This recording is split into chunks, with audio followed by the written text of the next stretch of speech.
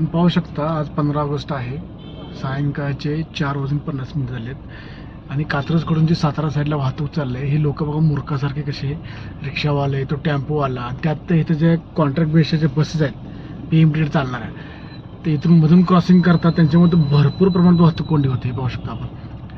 आता ही परिवहन महामंडळाची बस तिकडून आल्या शेवटी त्यांना त्या आतमधून टर्नवरून यावं लागलं बस आडव्या असल्यामुळं. आता त्या टेम्पोला बघा किती अतिशहाणा परत वाहतूक कोंडी केली. त्याच्या पुढे रिक्षावाले हे सगळे टू व्हीलरवाले लोकांना संयम म्हणून अजिबात नाही मूर्खासारखं परत अजून एक रिक्षावाला आला बघा. अरे म्हणजे ही लोक लाईन झाले ते काय मूर्ख आहेत का सगळे आणि ही अतिशहाणी आहेत काय. आता तो बसवाला कसा येणार नाशिक कुरुंदवाडची बस आहे हे बघा. ते काय लोकांना आखलीचा भाग अजिबात नाही बरं का. पांढऱ्या पट्ट्यात डबल पांढऱ्या पट्ट्याचा अर्थ काय आपण ओव्हरटेक करू शकत नाही असा अर्थ आहे. आता माझ्या पाठीमागे एक इको आलेले म्हणजे तिकडून पाठीमागून यायचं मध्ये घुसायचा प्रयत्न करायचा.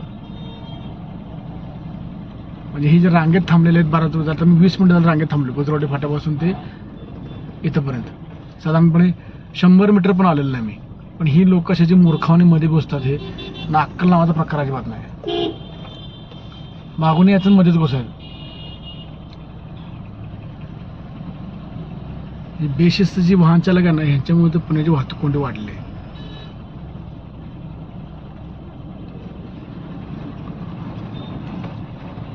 आता बघा हे स्क्वॉडावाला आलाय.